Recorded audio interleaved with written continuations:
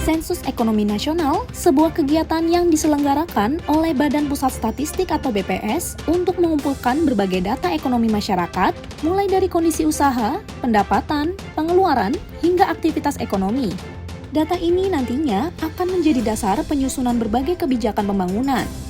Data yang dihasilkan dari Sensus Ekonomi Nasional tidak hanya menjadi acuan pemerintah pusat dan daerah, tetapi juga dimanfaatkan oleh pelaku usaha, akademisi, hingga investor untuk memahami perkembangan ekonomi Indonesia secara lebih komprehensif. BPS terus mendorong partisipasi masyarakat agar memberikan informasi yang akurat karena kualitas data yang terkumpul akan menentukan kualitas kebijakan yang dihasilkan. Lalu, apa saja perkembangan terbaru dari pelaksanaan Sensus Ekonomi Nasional? Tetap bersama kami di The Fundamentals. Alhamdulillah, sejak 10 hari terakhir, penolakan itu mulai hilang, mulai turun secara drastis setelah kita menyebarkan tentang bahwa sensus ekonomi ini hanya untuk kepentingan statistik. BPS itu kan tugasnya menghasilkan statistik resmi negara. Di dalam statistik resmi negara itu ada berbagai data statistik. Sensus tidak cukup hanya dilakukan terhadap establishment. Tidak cukup hanya dilakukan dari perusahaan-perusahaan yang punya plang, yang kelihatan secara langsung, tetapi juga harus ke rumah.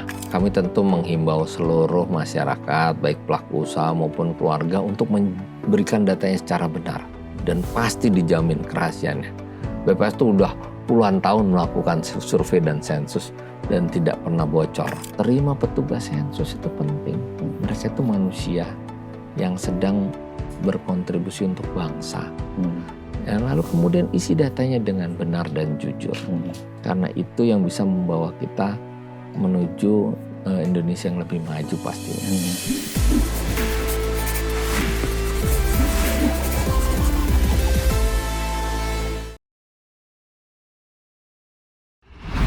Halo Sobat Investor, jumpa lagi dengan saya, Mas Sirom, pemimpin redaksi IDIC Channel, dalam podcast kesayangan kita, The Fundamentals. Badan Pusat Statistik, BPS, tengah menggelar hajatan besar. Sensus Ekonomi 2026. Hajatan 10 tahun sekali yang tentunya nanti akan bermanfaat untuk memotret perekonomian Indonesia secara lebih komprehensif. Untuk membahas lebih detail, telah hadir bersama saya, Wakil Kepala BPS, Bapak Sony Hari Budi Utomo Harmadi. Selamat datang Pak Sony. Terima kasih Pak Mas Sirom. Apa kabar nih? Alhamdulillah baik, sehat. Baru datang dari Surabaya nih Pak Sony. Langsung ke sini loh. Iya. Pak Sony, bagaimana nih perkembangan sensus ekonomi? Ya, jadi kami kemarin baru selesai rapat koordinasi nasional mengumpulkan seluruh kepala BPS, provinsi, kabupaten, kota, dan teman-teman pusat, baik pejabat eselon 1, 2. Kemudian melakukan evaluasi bersama bagaimana pelaksanaan sensus ekonomi. Kan sudah dari tanggal 15 Juni 2026, kemarin kita berarti sudah 42 sampai 44 hari kita sudah melaksanakan sensus ekonomi. Dan memang ditemukan berbagai kendala yang disampaikan oleh para kepala BPS di daerah. Dan kita melakukan upaya-upaya terobosan, cari jalan keluar, solusi untuk mengatasi beberapa hambatan gitu. Kalau kita ngomong progres nih, kira-kira udah berapa persen sih setelah 42 hari? Sudah 67%. 67%. Ya. Oh, tentu pencapaian yang lumayan lah ya. Ya. Masih ada waktu sampai akhir Agustus gitu. Ya, betul. Bisa 100% kira-kira sampai akhir Agustus. Targetnya memang harus 100%. Kita kan pray for the best but we have to prepare for the worst ya. Jadi memang kita harus menyiapkan langkah-langkah strategis, dan kalau sebelumnya kita melakukan evaluasi mingguan, mulai hari ini kita mengevaluasi harian. Mulai hari ini? Iya. Mulai hari ini udah harian gitu? Harian, betul. Jadi kita berharap benar-benar setiap ada tantangan langsung diselesaikan. Gitu. Yang dihadapi di lapangan umumnya apa nih Pak Sony untuk soal tantangannya? Yang pertama, memang sulit masuk ke perusahaan-perusahaan besar. Wah, perusahaan besar ya. Perusahaan-perusahaan besar tidak mudah. Terus kemudian juga kalau di perusahaan yang kecil maupun mikro, mereka kan kadang-kadang tidak bisa diwawancara. Saat itu juga mereka butuh menyiapkan dokumen untuk menjelaskan soal laporan keuangan, kepegawaian, dan seterusnya. Jadi memang kadang-kadang petugas harus bolak-balik. Padahal mereka punya target kan banyak ya. Kami harus mendata sekitar 32 juta pelaku usaha. Itu perkiraan. Bisa lebih juta, fakta di lapangannya. Terus kami juga harus mendata sekitar 85,3 juta keluarga di Indonesia. Di lapangan faktanya juga bisa saja lebih besar. Jadi kalau petugas itu harus bolak-balik berkali-kali, tentu akan menghabiskan waktu mereka, sehingga agak menghambat capaian yang harusnya sesuai target selesai di kapan gitu ya, mereka agak mundur jadinya. Terus kemudian juga hambatan yang lain adalah penolakan. Tetapi alhamdulillah sejak 10 hari terakhir penolakan itu mulai hilang, mulai turun secara drastis setelah kita menyebarkan informasi-informasi tentang bahwa sensus ekonomi ini hanya untuk kepentingan statistik. Ini penting nih, hanya untuk kepentingan statistik gitu. Ya, betul. Nanti kita akan ngobrol lebih jauh gitu. Sebenarnya data ini rahasia ya, Pak Sony ya, tidak nanti disebarkan ke instansi lain untuk kepentingan lain, enggak kan ya? Enggak. Saya kasih contoh gini, Pak Masirom ya. BPS itu kan tugasnya menghasilkan statistik resmi negara. Di dalam statistik resmi negara tuh ada berbagai data statistik. Misalnya pertumbuhan ekonomi, inflasi, angka kemiskinan, angka pengangguran, kan gitu. Nah, saya ambil contoh misalkan pertumbuhan ekonomi. Pertumbuhan ekonomi itu kan kami menghitung dari bawah ya. Kami kan juga punya survei untuk menghitung berapa pertumbuhan ekonomi yang terjadi di masing-masing komoditi, di masing-masing sektor, dan seterusnya. Nah, yang dipublikasikan oleh kami, dirilis, itu kan angka pertumbuhan ekonominya. Kan tidak, misalkan perusahaan A tumbuh penjualannya sebesar sekian. Perusahaan B terjadi penurunan penjualan sebesar sekian. Atau penurunan nilai tambah. Dan seterusnya, kan enggak. Yang kita umumkan adalah berapa pertumbuhan ekonomi nasional, data agregat. Inflasi, ya. Misalnya, kita tahu inflasi di angka 2,5% misalnya. Itu yang diumumkan oleh pemerintah kan. Yang diumumkan oleh Badan Pusat Statistik. Tapi yang tidak diumumkan, ini kan sebetulnya untuk menghasilkan inflasi, kita itu memantau perkembangan harga di pasar-pasar. Perkembangan harga di pasar-pasar berarti perkembangan harga yang dijual oleh para pedagang. Tapi kan nggak pernah diumumkan ya, Bu Sri menjual cabai kemahalan, ya nggak? Terus Pak Joko menjual daging kemahalan, kan tidak gitu. Yang diumumkan adalah angka inflasi. Jadi kami tidak pernah bicara statistik individu, kami bicara statistik agregat. Data statistik resmi negara yang diterbitkan selalu dalam bentuk statistik agregat tadi. Tidak individu, perusahaan per perusahaan, orang per orang, enggak ya? Tidak seperti itu. Karena memang untuk menghasilkan data statistik itu kan melalui proses. Jadi gini, statistik resmi negara isinya data statistik. Untuk menghasilkan data statistik itu dia butuh data, kita butuh data. Untuk menghasilkan data, kita butuh kegiatan statistik. Data menjadi data statistik butuh yang namanya perlakuan atau treatment yang sesuai kaidah-kaidah statistik. Jadi kan itu melalui proses yang panjang. Jadi tidak mungkin terus kemudian yang kita umumkan adalah statistik atau datanya individu, tidak mungkin seperti itu. Pak Sony, tadinya kan kita punya TIR gitu kan enggak? Terima petugasnya, terus isi dengan benar, kami jaga kerahasiaannya, gitu kan. Nah 3 ini Berarti yang pertama ini yang jadi tantangan ya, terima petugasnya atau? Ya itu pintu masuknya kan gitu. Iya. Kalau petugas tidak diterima bagaimana bisa mengisi Iya, dan iya. dijaga rahasianya. Jadi memang terima petugas itu yang paling penting. Pertama setelah menerima petugas isi data dengan benar itu penting karena nanti kalau tidak diisi dengan benar data statistik yang dihasilkan juga kurang tepat. Nanti informasi yang kurang tepat tadi menyebabkan pengambilan keputusan kurang tepat. Misalnya gini Pak Masirom, kita pergi ke dokter nih atau nggak enak badan, ya terus mengeluh kepada dokter, menceritakan, tapi kita bohong.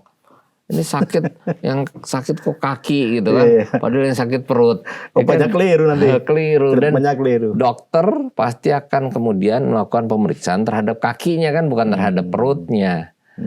Ini kan dimulai dari pemeriksaan itu kan dimulai dari pengakuan pasien dulu. Dan pernah nggak Pak Masirom data pasien dibocorkan kepada orang lain? Nggak boleh. Iya kan? Itu etika statistik. Bahwa data individu yang diperoleh tidak boleh diberikan kepada orang lain. Makanya di tier tadi yang ketiga kan rahasia data pasti terjaga. Iya. Pak Sony, ya mungkin belum banyak juga masyarakat paham apa sih ini nanti gunanya gitu. Sebenarnya apa nih pentingnya sensus ini yang perlu diketahui masyarakat? Jadi pasti pemerintah ingin agar setiap pelaku usaha itu naik kelas. Ya, naik kelas itu penting karena pelaku usaha itu harus survive dalam jangka panjang dan mendukung pertumbuhan ekonomi. Kalau si pelaku usaha ini hanya hidup seperti itu terus, ya akhirnya dia bisa tidak sustain dalam jangka panjang, sehingga dia harus naik kelas. Orang sekolah kan juga gitu. Yang diharapkan dari sekolah pendidikan dia selalu naik kelas dengan tingkat pengetahuan yang lebih baik. Sama dengan para pelaku usaha. Kita berharap mereka naik kelas, punya keuntungan yang lebih besar, penyerapan tenaga kerja atau penciptaan lapangan kerja yang lebih baik, ya kan? Sehingga menggerakkan mesin ekonomi kita mampu mencapai pertumbuhan ekonomi yang lebih tinggi, kan gitu. Kalau pertumbuhan ekonomi lebih tinggi, kesejahteraan masyarakat akan lebih baik, kan gitu. Nah, untuk bisa berkontribusi terhadap tadi kesejahteraan yang lebih baik, maka perusahaan harus naik kelas. Supaya dia bisa naik kelas, perusahaan itu harus terhubung dalam ekosistem usaha. Pelaku usaha mikro kan harusnya naik kelas menjadi kecil. Tapi gimana dia bisa naik kelas kalau dia tidak terhubung dengan ekosistem bisnis? Kenapa Jepang itu sukses di dalam membangun industrinya? Karena industri di Jepang itu ditopang oleh UMKM-nya. UMKM berkontribusi terhadap misalkan industri otomotifnya Jepang. Jadi begitu industri otomotifnya Jepang terganggu, UMKM-nya juga pasti terganggu. Tapi UMKM ini supaya dia bisa mengakses dan saling terhubung, itu kan ada peran pemerintah di sana. Ya. Jadi si A itu bisa bikin spare part apa.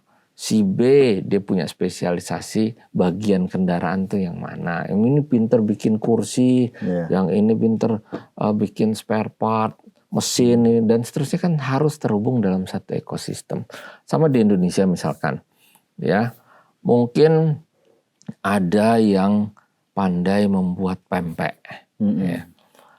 Dia pandai, pempeknya bagus, rasanya enak, disukai oleh banyak pihak. Tapi belum terpasarkan dengan baik. Nah, terus kemudian banyak orang yang ingin menyimpan dalam waktu yang lebih lama. Tanpa ada pengawet. Berarti harus ada treatment dong terhadap pempeknya. Mungkin dia bisa bikin pempek, tapi dia tidak punya pengetahuan, pengalaman bagaimana membuat itu jadi lebih awet. Kan misalkan dibuat menjadi frozen food. Ada pengusaha mikro lainnya dia punya cold storage dengan skala yang mungkin bisa membantu si produsen pempek tadi. Kan harus saling terhubung. Nanti ini pembuat pempek, ini mesin pendinginnya pengusaha kecil untuk cold storage. Nah, mereka punya keahlian di situ, tapi mungkin tidak punya keahlian untuk memasarkan dengan baik, sehingga harus terhubung lagi sama konten kreator, ya kan? Konten kreator dia juga pintar membuat konten, tapi dia tidak pintar membuat caption misalkan, ya kan? Maka dia harus terhubung dengan copywriter. Kalau terhubung dalam satu ekosistem akan menciptakan skala yang lebih besar dan sustainability akan terjadi. Nah, sensus ekonomi itu mengidentifikasi seperti itu. Hal lain yang misalnya sederhana. Di dalam pertanyaan sensus ekonomi itu ada namanya pertanyaan apakah Anda memiliki nomor induk berusaha atau tidak. Ya kan? Nah, kalau dia memiliki nomor induk berusaha, bagus. Kenapa? Karena pelaku usaha punya akses terhadap permodalan yang lebih baik. Kalau punya NIB ya? Kalau NIB. Jadi prasyarat untuk tumbuh berkembang itu pelaku usaha itu harus melakukan investasi kan. Investasi itu yang menyebabkan dia bisa berkembang lebih besar. Tapi investasi kan terkait dengan akses terhadap permodalan atau pendanaan. Nah, akses terhadap permodalan atau pendanaan akan jauh lebih mudah kalau dia memiliki NIB. Kalau dia tidak punya NIB, apa penyebabnya? Misalnya penyebabnya sulit sekali untuk memperoleh NIB di daerahnya. Maka kita bisa identifikasi. Lalu kemudian pemerintah intervensi gitu. Jadi itu nanti peran dari data sensus itu seperti itu ya, bisa memotret kondisi ekonomi di masing-masing wilayah atau tempat tertentu ya. Betul, kan kita tahu di Indonesia tuh mayoritas usaha adalah usaha mikro dan kecil. Kenapa kita bisa tahu? Itu dari hasil sensus ekonomi 2016, 2006. Karena kita tahu mayoritas usaha kita itu adalah usaha mikro, maka misalkan ya, pada sensus ekonomi 2016 tuh ternyata dari sekitar 98% usaha mikro dan kecil, itu 93,45% tidak berbadan usaha. Dan itu mempersulit dia di dalam akses permodalan. Misalnya dia kan ingin mengakses kredit usaha rakyat dengan bunga yang lebih rendah. Terus kemudian dia ingin sertifikasi halal, ya kan? Dia ingin macam-macam tadi, ya, mengakses bank dan seterusnya. Itu butuh misalkan badan usaha. Ya.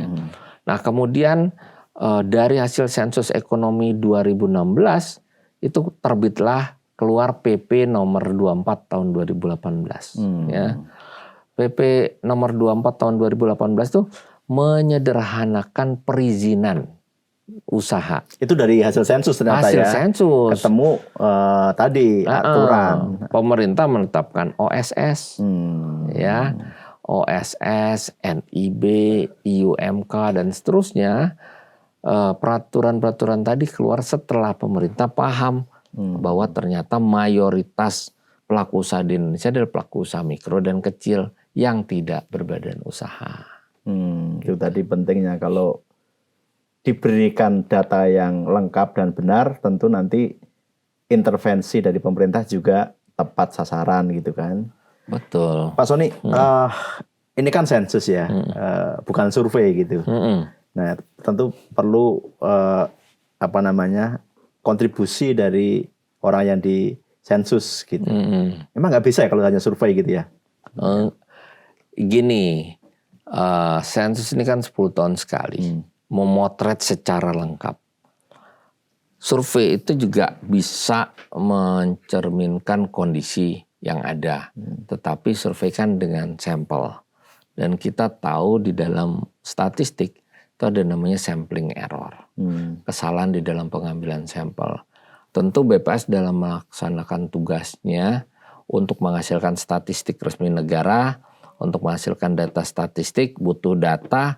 Data ini bisa diperoleh secara langsung yang disebut sebagai data primer melalui kegiatan statistik yang namanya sensus dan survei. Nah, survei itu kan survei sampel ya. Kita memilih responden. Tetap ada risiko kesalahan di dalam sampling. Makanya ada namanya sampling error. Walaupun kita akan minimalisir itu semua. Tapi kita tidak bisa memotret secara keseluruhan. Survei nggak bisa. Nggak bisa.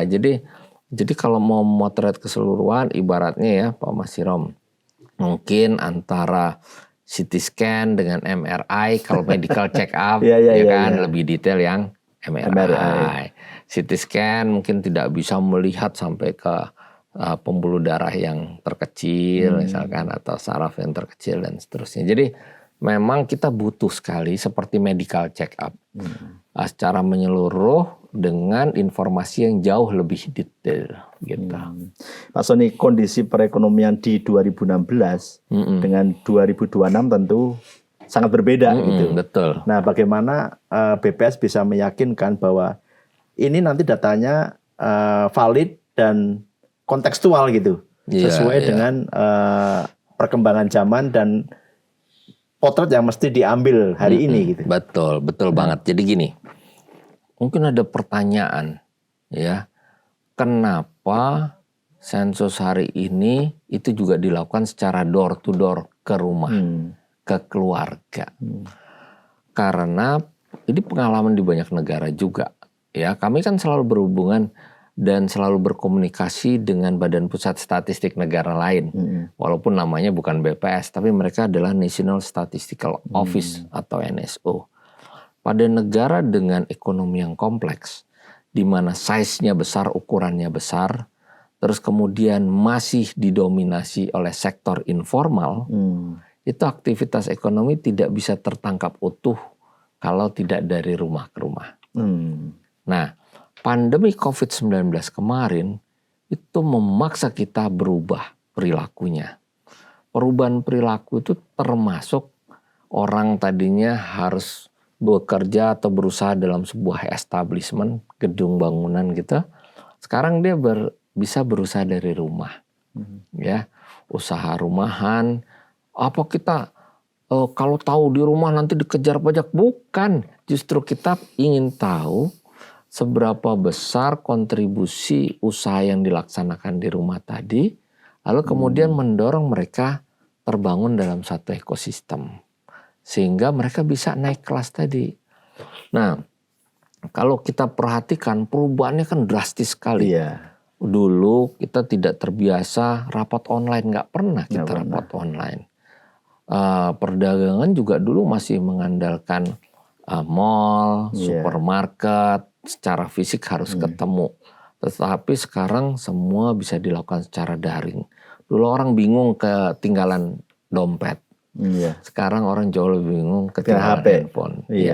Dulu kita mengambil uang harus antri, dulu 20 tahun yang lalu harus antri di teller. 10 tahun yang lalu kita harus antri di ATM. Saat ini semuanya bisa kita lakukan di handphone. Dulu kita transaksi harus tunai pembayaran, ya nggak? Sekarang kita semua bisa melalui dompet digital atau kris, ya kan? Terus kemudian dulu promosi dia harus pasang iklan, banner di mana-mana. Sekarang promosi hanya melalui media sosial. Gaya hidup berubah total. Dulu orang mendengarkan musik pakai piringan hitam, pakai kaset, berubah jadi compact disc, dan sekarang menjadi layanan digital streaming musik, ya kan? Semua orang udah mendengarkan lewat musik pakai handphonenya juga. Jadi betapa perubahan yang terjadi luar biasa drastis. Orang pergi dulu merasa harus punya kendaraan sendiri untuk bisa bepergian, sekarang bisa melalui aplikasi transportasi online dan seterusnya, banyak sekali gitu Pak Masirom. Nah, bagaimana BPS bisa memotret ini? Nah, makanya pelaku usaha itu sekarang makin sulit dibedakan antara perusahaan, establishment, dan rumah. Iya kan? Iya, tambah susah ya. Tambah susah. Oleh karenanya di berbagai belahan dunia di mana penduduknya itu jumlahnya besar ya, population size-nya itu besar, economic size-nya juga besar. Sensus tidak cukup hanya dilakukan terhadap establishment. Tidak cukup hanya dilakukan dari perusahaan-perusahaan yang punya plang, yang kelihatan secara langsung. Tetapi juga harus ke rumah rumah. Sehingga kita bisa memotret jauh lebih lengkap. Karena nggak ada perbedaan kan antara perusahaan dengan rumah sekarang. Kalau kita bandingkan dengan negara-negara lain, mungkin standarnya apakah sama sensus ini? Iya, tapi kita sebenarnya jauh lebih simpel. Jauh lebih simpel malah. Jadi tahun ini yang sedang melakukan sensus tuh salah satunya Malaysia. Oh, Malaysia. Malaysia, Jepang, Vietnam, Zimbabwe, dan seterusnya. Nah, Malaysia itu sebutannya Banjir Ekonomi 2026. Ya, Malaysia itu jumlah halaman kuesionernya ada 48. 48 halaman. Indonesia hanya 18. Jadi jauh lebih detail. Nah, kita tahu bahwa karena sistem administrasi kita masih terus dilakukan peningkatan ya, maka data yang kita peroleh dari sensus dan survei itu sangat tergantung pada pengakuan dari responden. Ya, sebetulnya pada negara yang semakin maju pembuktian itu jauh lebih baik. Ya. Tetapi ketika sistem administrasi ekonomi Pak Presiden kan sedang mendorong transformasi digital, itu bisa merekam jauh lebih baik lagi. Nah, jadi kita ingin agar responden menjawab dengan jujur. Nah, kalau diberikan pertanyaan yang sangat banyak, itu cenderung mungkin mereka keberatan menjawab secara detail. Bahkan di kuesionernya sensus ekonominya Malaysia itu ditanyakan detail soal pajak. Kita tidak kalau bertanya. Kita masih sensitif banget tuh nanti. Iya, kita tidak tanya saja. Sudah dikait-kaitkan dengan pajak. Apalagi kalau kita tanya. Iya. Lebih simpel ya sebetulnya kalau dibanding Malaysia. Menarik tadi soal pengakuan itu memang. Kan bisa saja orang ngisi dengan tidak benar ya. Ngisinya asal atau melaporkan yang di bawahnya atau justru melebih-lebihkan. Itu bagaimana BPS bisa memvalidasi itu? Ya, jadi yang pertama kami tentu menghimbau seluruh masyarakat, baik pelaku usaha maupun keluarga untuk memberikan datanya secara benar dan pasti dijamin kerahasiaannya. BPS itu udah puluhan tahun melakukan survei dan sensus dan tidak pernah bocor, ya. Terus kemudian yang kedua, kami pasti punya namanya rule validasi, aturan untuk memvalidasi. Ada ilmunya? Ya, jadi kita bisa tahu. Oh, ini tidak mungkin, ini tidak mungkin. Makanya di dalam pelaksanaan sensus ekonomi ini kami punya target 2. Yang pertama cakupan, ya, seberapa besar kuantitas yang bisa kita jangkau, kita data. Yang kedua adalah kualitasnya, kualitas isiannya. Jadi serendah mungkin anomali yang terjadi, dan kita bisa deteksi kemungkinan anomali tadi. Makanya harapannya jujur gitu, karena kan semakin tidak apa adanya, kami harus ngecek anomalinya semakin banyak. Dan kalau informasi yang diberikan tidak tepat tadi, nanti hasilnya kan tidak akurat. Kalau tidak akurat menyebabkan kebijakan pemerintah menjadi juga kurang akurat. Nah, makanya kita dukung sensus ekonomi 2026 ini supaya potret yang dihasilkan jernih dengan kalau di itu Mas Sirom pixel ya. Nah, pixel yang lebih detail gitu. Tajam ya. Lebih tajam sehingga kita bisa tahu, oh di sini ada bolong, di sini masih kurang rapi, kurang bagus dan seterusnya. Perlu strategi kebijakan yang sesuai dengan kebutuhan potret tadi. Tuh. Pak Sony tadi kan sempat disinggung soal pajak dan sebagainya. Dan selama ini dan yang terjadi kan kadang ada ketakutan. Jaminannya apa sih? Tidak hanya sekedar etik tentunya, bahwa data saya ini tidak akan dipakai oleh instansi lain atau dibocorkan ke pihak lain gitu dari BPS. Yang pertama, kami sudah melakukan upaya ya.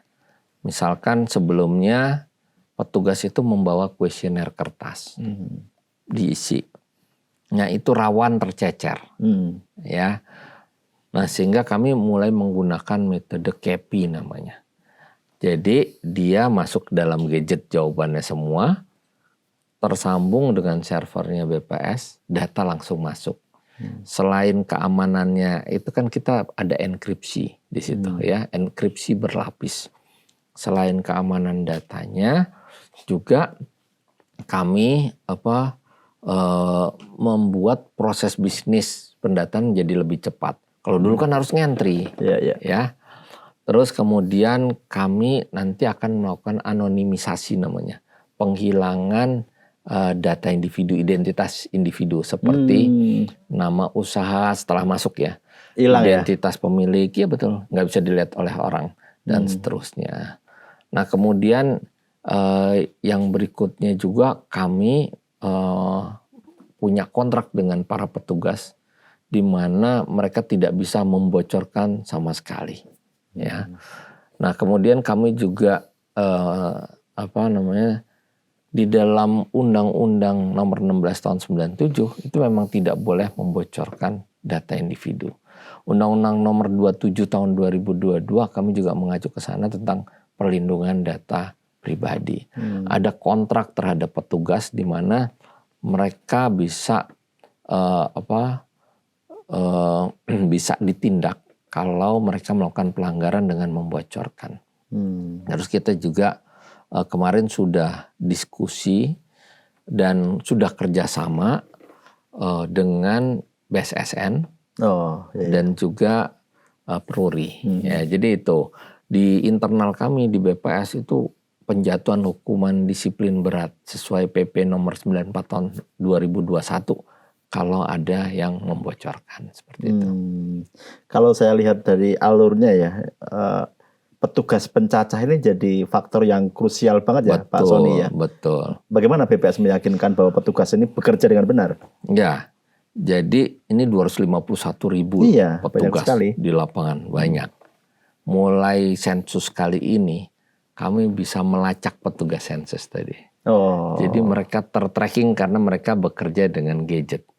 Ya kan, ngisi kemarin saya minta dibukakan dashboard, misalnya di kota Jakarta Barat, mereka sedang berada di mana, petugasnya apa, terus kita bisa buka ini namanya siapa, dia bergerak atau tidak, dia bekerja atau tidak, dan seterusnya. Ketahuan tuh ya? Ketahuan.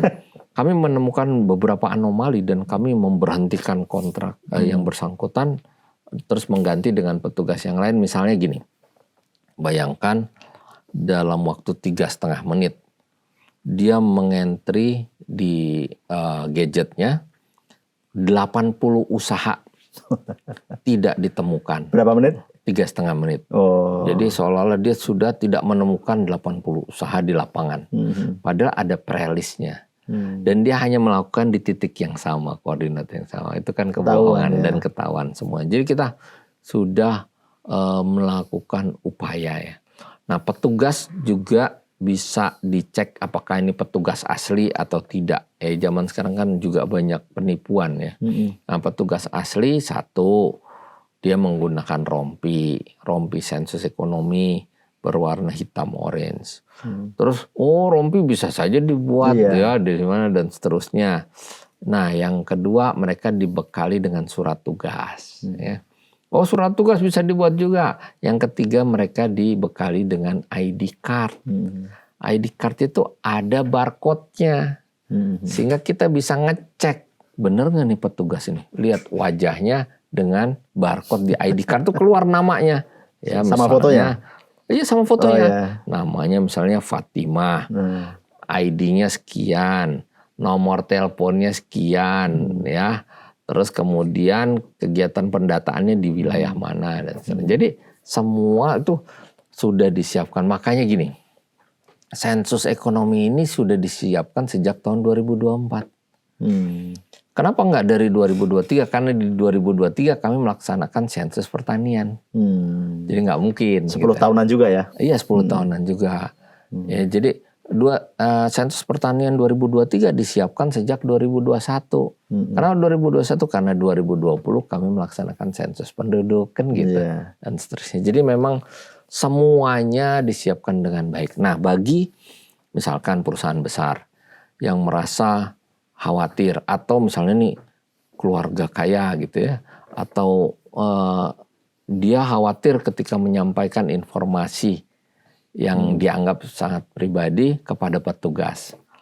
Kadang-kadang kan si petugasnya mungkin berasal dari daerah itu. Nah, gimana? Dia bisa berhak meminta link untuk mengisi sendiri. Meminta link, ngisi sendiri. Ketika dia mau ngisi, dia nanti akan dapat OTP, one time password. Ya. Kemudian dia ngisi, jadi sehingga dia nggak risih kan. Data itu tidak diketahui petugas, langsung masuk ke sistem BPS, kami di BPS. Tapi nanti dilihat lagi sama kami kan kami kan berjenjang melakukan pengawasan. Dari petugas lapangan, diawasi oleh pengawas lapangan yang namanya PML, dia diawasi langsung oleh tim task force BPS Kabupaten Kota. BPS Kabupaten Kota diawasi oleh kepalanya, terus kemudian diawasi lagi oleh task force-nya BPS Provinsi, Garda SE namanya, Garda Sensus Ekonomi, terus diawasi lagi oleh task force-nya kami di pusat. Nah, jadi ketahuan nanti kalau ngisi itu kelihatan kejujurannya atau tidak. Sehingga kalau misalkan masih belum berkualitas, kami akan minta untuk diulang lagi. Gitu. Yang membedakan juga mungkin baik dari proses maupun nanti hasilnya itu soal teknologi ya Pak Sony ya. Betul. Tentu teknologi yang digunakan di 2016 berbeda banget dengan yang di 2026. Betul. Tadi termasuk mungkin di 2016 dulu nggak ada tracking petugas gitu nggak ada? Nggak ada. Betul. Dan sekarang kami sudah dibantu, kami mengenerate AI, artificial intelligence, namanya Gen AI. Kenapa? Karena gini, salah satu yang penting di dalam sensus ekonomi itu petugas mampu mengklasifikasikan jenis usaha. Ya, jadi usaha ini, usaha itu, dan seterusnya itu kan ada di dalam klasifikasinya namanya KBLI. Klasifikasi Baku Lapangan Usaha Indonesia. KBLI terakhir dikeluarkan Desember 2025. KBLI itu menjadi petunjuk struktur ekonomi kita. Ekonomi kita berapa persen yang dikontribusikan oleh pertanian, oleh industri manufaktur, atau industri pengolahan. Industri pengolahan sendiri kalau kita pecah menjadi 3 digit ya, industri makanan, minuman, dan tembakau, industri pakaian jadi dan seterusnya, industri mesin, alat mesin dan seterusnya, industri macam-macam, industri kimia dasar dan seterusnya. Itu kalau dipecah lagi industri makanan, minuman, didetailkan lagi, dia ada industri makanan saja, ada industri minuman saja, makanan macam-macam, makanan dengan berpengawet dan seterusnya. Jadi KBLI-nya nggak boleh salah. Ya, klasifikasi Baku Lapangan Usaha ini yang menentukan dia ini masuk ke dalam basket atau keranjang usaha yang mana dan seterusnya, dan itu akan membentuk yang namanya struktur ekonomi Indonesia. Nah, struktur ekonomi Indonesia nggak boleh salah. Nah, petugas namanya petugas 251.000 dengan latar belakang pendidikan yang berbeda. Walaupun kita sudah latih dengan sangat ketat selama 6 hari, ya. Mereka juga dilatih praktek, tapi bisa jadi mereka salah di dalam memasukkan KBLI. Nah, ketika mereka salah di dalam memasukkan KBLI, nanti AI-nya akan merespon bahwa Anda memasukkan sesuatu yang salah, gitu. Demikian detail dan memang menggunakan teknologi terkini gitu. Itu yang membedakan sensus 2026 dengan sensus-sensus sebelumnya. Pak Sony, kalau di fundamental ini ada gimmick nih Pak Sony. Saya kasih 2 alternatif, Pak Sony pilih salah satu nih. Santai aja sih.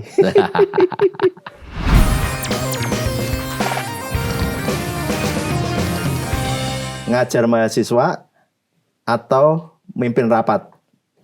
Oh, ngajar mahasiswa. Jadi Pak Sony ini lama di dosen gitu. Itu mengajar ya Pak Sony ya? Masih seneng ngajar lah. Kenapa tuh? Ada sesuatu yang enggak, memang saya kan harus terus ya menjaga pengetahuan saya. Memimpin rapat tentu penting dan itu menjadi rutinitas. Sekarang ya? Iya, setiap hari pasti memimpin rapat. Tetapi mengajar itu merefresh pengetahuan saya. Saya juga harus tetap update kan. Terus kemudian mahasiswa sekarang semakin kritis karena dosen bukan satu-satunya sumber belajar. Iya, sekarang banyak sekali ya. Banyak sekali. Kalau zaman saya pertama kali ngajar tahun 97 98 itu dosen tuh benar-benar jadi sumber belajar. Sekarang orang bisa cari di AI, bisa cari di Google, macam-macam lah sumber belajar itu. Jadi kita sendiri kan di-challenge untuk terus belajar. Dan itu membuat kita mungkin menjadi lebih baik ketika memimpin rapat, gitu kan. Iya. Ngambil keputusan gitu. Pantai atau gunung? Saya suka pantai. Pantai? Iya. Kenapa tuh? Bagi saya pantai itu menarik ya. Tantangannya jadi gini, orang Portugis itu bilang Suno alto mar se conhecem os verdadeiros heróis. Jadi orang yang hebat itu yang bisa menaklukkan lautan katanya. Karena lautan tuh nggak bisa dilihat bawahnya. Ada apa. Nah kita mungkin bisa banyak belajar dari sana. Karena ilmu kan banyak di dalam laut. Iya. Saya senang gitu. Misalnya saya senang snorkeling sih. Oh, snorkeling ya. Saya senang berenang juga.